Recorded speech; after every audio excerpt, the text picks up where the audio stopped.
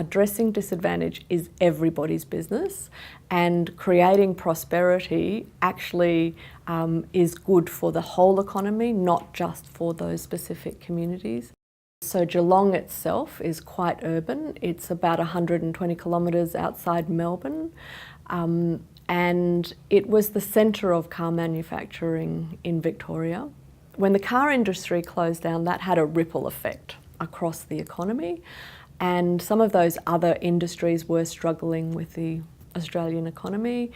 They also decided to close down. So what you had was an area where there was large retrenchment of workers, but there was already pockets of quite disadvantaged communities who were, one of the issues that they faced was long-term unemployment.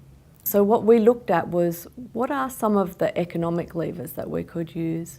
So the two that we landed on really were looking at procurement, and not just, the social services procurement, but broad scale procurement. We realised that there was an enormous amount of money that was being spent not just by government in those communities, but by industry itself. And if we could tap into just a small part of that spend, then we could channel that spend into those communities to grow jobs, then we would actually have access to an enormous resource. Alongside that, we realised that those communities were really underinvested.